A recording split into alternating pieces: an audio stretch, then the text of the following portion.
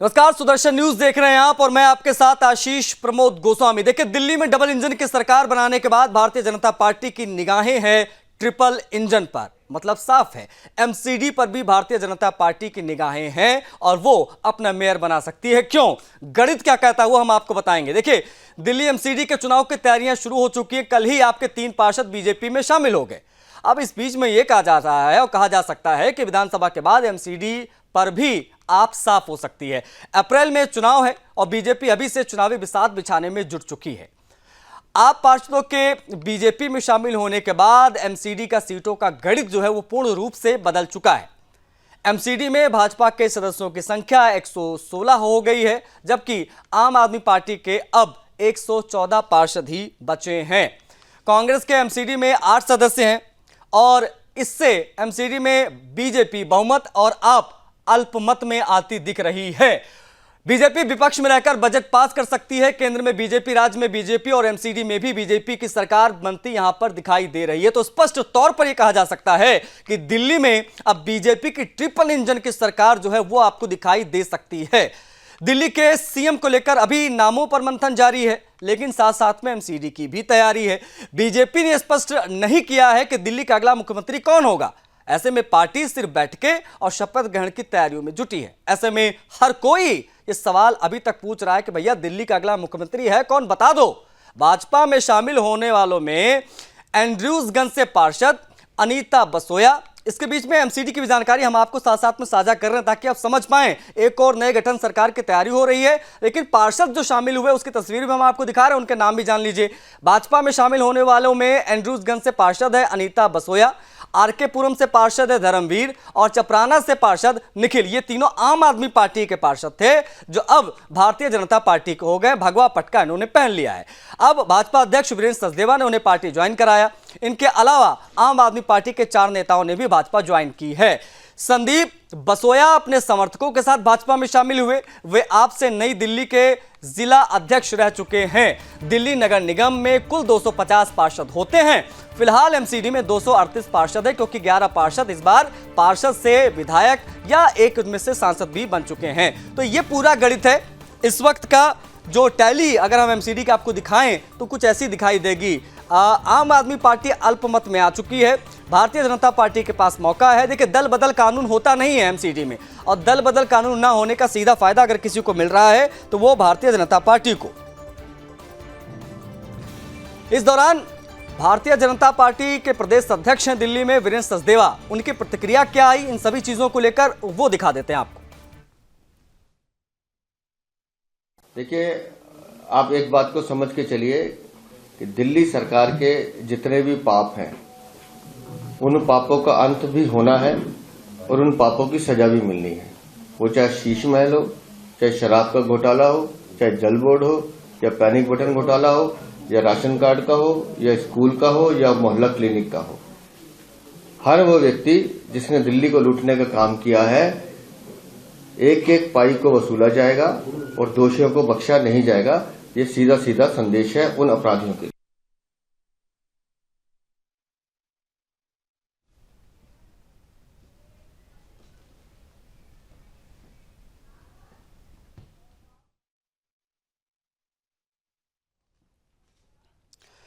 तो देखिए, आपने बयान सुन लिया, लेकिन विधानसभा चुनाव में भारतीय जनता पार्टी बड़े अंतर पर जीती है। कुछ ही दिनों में यह पता चल जाएगा मुख्यमंत्री कौन होगा।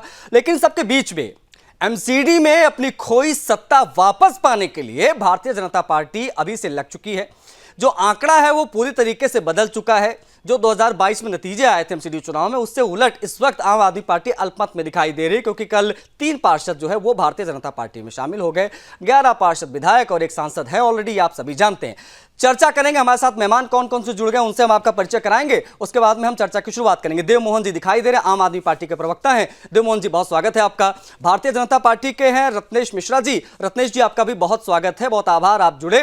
कांग्रेस पार्टी से हमारे साथ अमित कनेक्ट हो गए हैं, अमित तिवारी, उनका भी स्वागत है। अमित, बहुत स्वागत है आपका, आपने भी समय निकाला।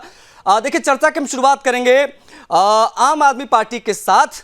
देव मोहन जी हमारे साथ दिखाई दे रहे हैं स्क्रीन पर। मोहन जी, भारतीय जनता पार्टी ने विधानसभा चुनाव में आपको पटकनी दी और अब वो लोग एमसीडी के पीछे लग गए हैं। अब ये बताया जा रहा है कि आप लोग अल्पमत में आ चुके हैं और जो एमसीडी आपके पास बची है वो भी अब बीजेपी झटकने जा रही है। प्रतिक्रिया आपकी।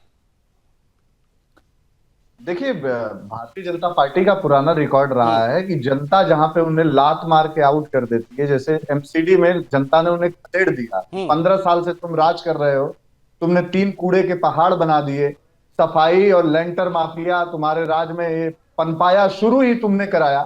तो ये सारी चीजें दिल्ली की जनता ने देख के उन्हें लात मार के बाहर कर दिया। लेकिन वो इस चीज में रहे ही हैं कि खरीद फरोख्त, दलाली, ये triple engine, double engine, single engine की सरकार की बातें कर रहे हैं। ये ढंग से इन्होंने एक सिंगल इंजन कल 14 नंबर प्लेटफॉर्म पे ले आके खड़ा कर दिया होता तो वो 15 निर्दोष लोगों की जान न जाती जो महाकुंभ में नहाने जा रहे थे। आप देखिए कि इनको आता नहीं है। चौथी पास राजा को आप मैनेजमेंट दे देंगे तो मैनेजमेंट उनके बस का है नहीं। बोल दिया कि भाई दूसरे प्लेटफॉर्म पे चले जाइए जनता को। उनको ये पता ही नहीं है कि इंजन को दूसरे प्लेटफॉर्म पे चौथी पास को सत्ता दे दी, ये सारी चीजें हैं। सत्ता दिल्ली वालों ने एक आईटीएन को भी दी थी, उन्होंने क्या ऐसा कारनामा कर दिखाया दिल्ली में, जरा वो भी बता दीजिए। आज भी 44% दिल्ली वालों ने उन्हें वोट किया है। हाँ, बिजली, पानी, शिक्षा, स्वास्थ्य, महिलाओं के लिए फ्री बस। बॉटम लाइन तो यही है ना देव मोहन जी कि सत्ता से बेदखल हो चुके हैं आप, स्वीकार कर लीजिए इसको। कर क्यों नहीं रहे स्वीकार इसको? नहीं, हमने बिल्कुल स्वीकार किया है कि जनता ने हमें अपोजिशन में रखा। फाइन, लेकिन मैं ये पूछ रहे हैं देव Mohan ji, sorry to interrupt you, मैं ओपनिंग रिमार्क एक बार सभी का ले लेता हूं, बाकी लोग भी हैंड रेज कर रहे हैं, उसके बाद में हम चर्चा को खोलेंगे और विस्तार से हम बात करेंगे, हर पहलू की बात करेंगे। हम मुख्यमंत्री आने वाले कौन होंगे उसकी भी बात करेंगे, एमसीडी की भी बात करेंगे, क्योंकि एमसीडी में ट्रिपल इंजन की बात बीजेपी कर रही है। भारतीय जनता पार्टी के प्रवक्ता रत्नेश मिश्रा जी, आप हैंड रेज कर रहे हैं। रत्नेश जी, क्या कहेंगे? एमसीडी में भी क्यों आप लोग अभी से पीछे पड़ गए? एक सरकार तो बना लीजिए, फिर एमसीडी की तरफ जाइएगा। ये इतनी जल्दबाजी हर चीज की क्यों? आशीष जी, आपको और साथी पैनलिस्टों को मेरी तरफ से जय श्री राम। देखिए आशीष जी, ये लोकतंत्र है और यहाँ पर प्रत्येक व्यक्ति किसी भी राजनीतिक दल की सदस्यता लेने हेतु स्वतंत्र है। हम किसी को मजबूर नहीं कर सकते कि आप हमारे ही दल में रहिए। जिसको लगता है कि भारतीय जनता पार्टी के साथ जाने पर उनके क्षेत्र की जनता का विकास हो सकता है, वो भारतीय जनता पार्टी के साथ आ रहे हैं। दूसरी बात जो भी आम आदमी पार्टी के प्रवक्ता ने कही कि भारतीय जनता पार्टी को एमसीडी से लात मार कर भगाया, तो अभी दिल्ली ने केजरीवाल को हराया और मनीष सिसोदिया को हराया, सत्येंद्र जैन को हराया, इनके ओझा बाबा को हराया और इनकी पार्टी को हराया। तो क्या विशेष स्थान पर लात मारकर भगाया क्या? मैं देव मोहन जी के बीच में नहीं बोला। ये आप लोगों की यही आदत है, आप लोगों की यही आदत है। सुनोगे नहीं, बीच में फिर कैसे दुरुपयोग किया आपने, पूरी दिल्ली ने देखा। भाई लात मारने का शब्द का प्रयोग इन्होंने ही किया। आशीष जी, मैं तो इन्हीं की भाषा में इनको जवाब दे रहा हूँ। क्या अरविंद केजरीवाल को नई दिल्ली की जनता ने लात मार के हराया? क्या जंगपुरा की जनता ने मनीष सिसोदिया को लात मार के हराया? क्या सत्येंद्र जैन को उनकी विधानसभा की जनता ने लात मार कर हराया? क्या सौरभ भारद्वाज को उनकी जनता ने लात मार कर हराया? तुमने खड़े कर दिए, लेंटर माफिया तुमने यहाँ पे उपजा दिए। ठीक है, मैं आ रहा हूँ। ओपनिंग रिमार्क की बारी है, मैं आऊंगा देव मोहन जी। मैं उन कूड़े के पहाड़ की भी बात करूंगा जिसको आप बार बार हाईलाइट कर रहे हैं। नहीं, एक सेकंड रत्नेश जी, एक सेकंड, मैं इंटरप्ट कर रहा हूं क्योंकि कांग्रेस पार्टी के भी प्रवक्ता हैं, उनका भी एक ओपनिंग रिमार्क हो जाए, फिर हम लोग विस्तार से चर्चा करेंगे। क्योंकि रत्नेश जी देखिए, आप बार बार आपने सुना होगा देव मोहन जी बार बार उस कूड़े की पहाड़ की बात करते हैं कि एमसीडी में 15 साल तक बीजेपी रही, उन्होंने कूड़े के पहाड़ बना दिया। लेकिन 2022 में आप लोग जीते, 134 पार्षद आपके जीत के आए थे। तब से लेकर अब तक 2025 आ गया, मिड में हैं हम लोग, आपने वो पहाड़ कितने इंच कम कर दिए इसके बारे में भी मैं आपसे पूछूंगा, इसके बारे में हम बात करेंगे। लेकिन अमित भी हमारे साथ कांग्रेस पार्टी के प्रवक्ता हैं। अमित, आपका क्या टेक है? एमसीडी में भारतीय जनता पार्टी अभी से लग चुकी है, 3 पार्षद, उनका हृदय परिवर्तन हो गया, वो आम आदमी पार्टी छोड़कर भाजपा में शामिल हो गए। लग यही रहा है कि ट्रिपल इंजन की सरकार बीजेपी दिल्ली में बना ले जाएगी। लेकिन ये जो कुछ भी घट रहा है इस पर आपकी प्रतिक्रिया चाहूंगा। देखिए, ये सरकार चाहे जो भी बना ले जी, डबल इंजन, ट्रिपल इंजन, और अगर कोई पांचवा, चौथा और 5वां इंजन भी हो वो भी ठीक है, लेकिन इनका इंजन पटरी पे नहीं चल रहा, ये समस्या है। जिस प्रकार से दिल्ली की जनता ने जी विगत पहले आम आदमी पार्टी को चुन करके सदन में भेजा, आम आदमी पार्टी उन चीजों को करने में नाकाम रही जो विश्वास जनता ने दिए थे। हर बार वही भ्रष्टाचार की मार चढ़ा, चाहे वो शराब घोटाला हो, चाहे वो घर घर पानी पहुंचाने की बात हो, चाहे यमुना सफाई की बात रहे, चाहे रोजगार की बात रहे। यही काम भारतीय जनता पार्टी की केंद्र सरकार ने किया है, क्योंकि दिल्ली में तो उनकी भी सरकार है आज 11 वर्षों से वो प्रधानमंत्री हैं और वो चाहे तो दिल्ली के लिए जो केंद्र की योजना है वो लागू कर सकते हैं, खैर वो नहीं करेंगे। अब बात आती है एमसीडी को लेकर के। देखिए जिस प्रकार भारतीय जनता पार्टी का कुचक्र हर जगह चलता है, चुनी हुई सरकारों को गिराने का प्रयास रहता है, ये भारतीय जनता पार्टी का लोकतंत्र में कोई विश्वास नहीं है। खरीद हॉर्स ट्रेडिंग का जो एक कल्चर है वो उन्होंने डेवलप किया है, वो उसी के सहारे जो एजेंसियां हैं उनके भरोसे बदौलत लोग लालच और जो कुछ भी हो सकता कर रहे हैं। दूसरी बात आशीष भाई बहुत स्पष्ट है कि भारतीय जनता पार्टी के गुनाहों को जनता तो माफ नहीं करने वाली। केजरीवाल जी ने जो गुनाह किए उनको भी जनता ने माफ नहीं किया।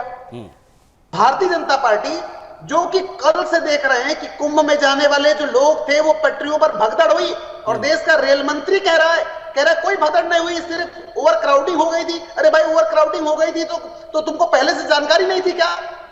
दूसरी, जब दिल्ली के उपराज्यपाल ने ट्वीट किया और संवेदना जताई 18 लोगों के मरने पर, सोचिए इस देश के तानाशाह का हाल क्या है कि उन्होंने उनके ट्वीट को एडिट करवाया। कहा नहीं आप ऐसे मत कीजिए, नहीं तो हमारी छवि धूमिल हो जाएगी। हमने आप ये जो पूरी क्रोनोलॉजी समझा रहे हैं, इसके पीछे कोई आधार है कि बस हवाबाजी में कुछ भी आप बोल रहे हैं? हवाबाजी नहीं, कोई हवाबाजी नहीं है। नहीं मतलब ये आपको कैसे पता चल गया? नहीं पहले आप ये बताइए अमित जी, आपको ये कैसे पता चल गया?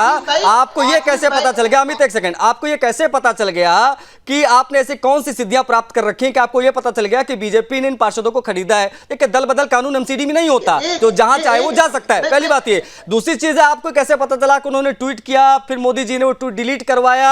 इस प्रकार की अगर आप बात करते हैं तो भारतीय जनता पार्टी वाले मानहानि ठोक देंगे आपके ऊपर। आप कुछ भी मत बोलिए। वो करे तो रत्नेश जी कुछ कहना चाह रहे हैं? पहले ये दुनिया जानती है कि उपराज्यपाल किसका है, ये जानती है कि दिल्ली का जो भगदड़ हुई उस पर सबसे पहले ट्वीट आया, उसके बाद डिलीट होता है। ये जानती है ना दुनिया। झूठ बोलने वाले लोग जो व्यवस्था तक नहीं, ठीक है रत्नेश जी, जल्दी से आप कुछ कहना चाह रहे हैं, जल्दी से इस पर अपनी बात पूरी कीजिएगा, फिर मैं ब्रेक लूंगा, ब्रेक से आऊंगा तो देव मोहन जी की प्रतिक्रिया लूंगा एमसीडी उन कूड़े के पहाड़ों पर। लेकिन पहले रत्नेश जी।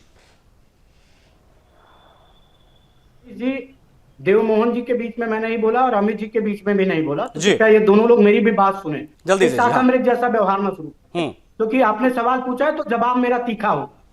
कांग्रेस पार्टी के प्रवक्ता कह रहे हैं चुनी हुई सरकारें गिरा रही है भारतीय जनता पार्टी। 103 बार चुनी हुई सरकारें गिराने का अब तक का भारत का ऐतिहासिक रिकॉर्ड इनकी पार्टी के नेताओं के नाम पे। 70 से ज्यादा बार इंदिरा गांधी ने गिराई और 35 से ज्यादा बार गिराई राजीव गांधी, और उनके नेता आज बैठकर सरकार गिराने पर ज्ञान दे रहे हैं देश की जनता। दूसरी बात, जो आम आदमी पार्टी के हमारे साथी कह रहे थे कि क्या कहते हैं वो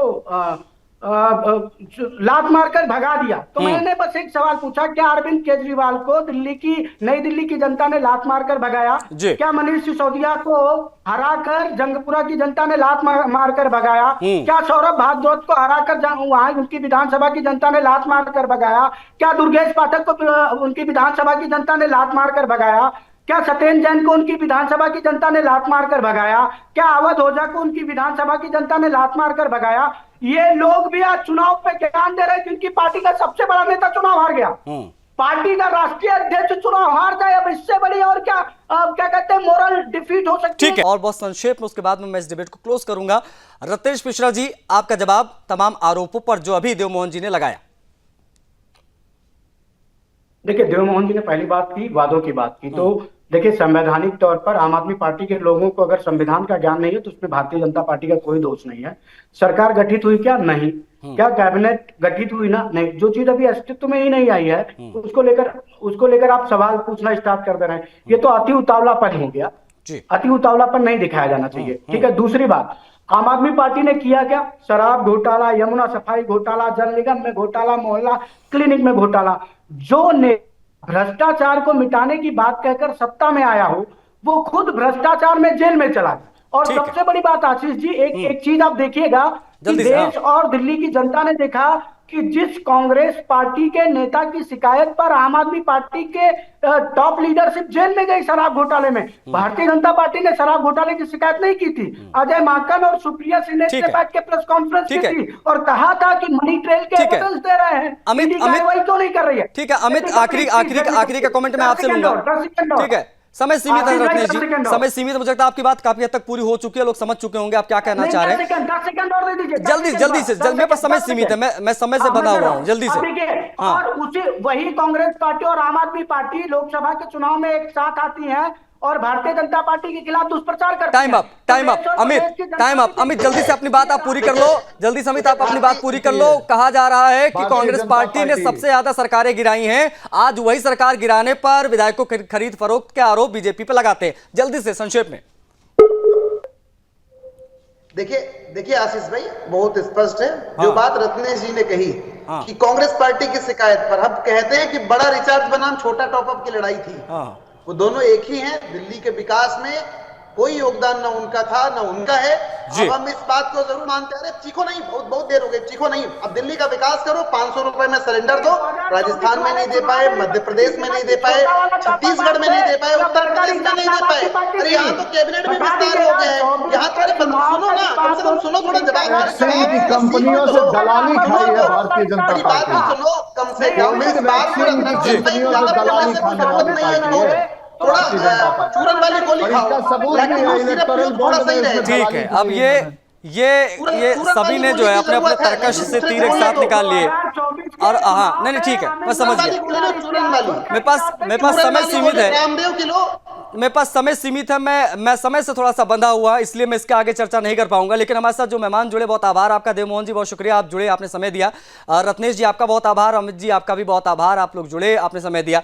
देखिए, एमसीडी को लेकर हम चर्चा कर रहे थे कि भारतीय जनता पार्टी अब अपना मेयर बनाने जा रही है, क्योंकि अप्रैल में चुनाव होंगे और जो संख्या है वो काफी इधर से उधर हो चुकी है। आम आदमी पार्टी जो एमसीडी में संख्या के साथ 2022 में जीती थी, वो अब अल्पमत में आ चुकी है। इसको लेकर हमने चर्चा की भारतीय जनता पार्टी, कांग्रेस पार्टी और आम आदमी पार्टी के प्रवक्ताओं के साथ। इस चर्चा में इतना ही, मुझे आज्ञा दीजिए। जय हिंद।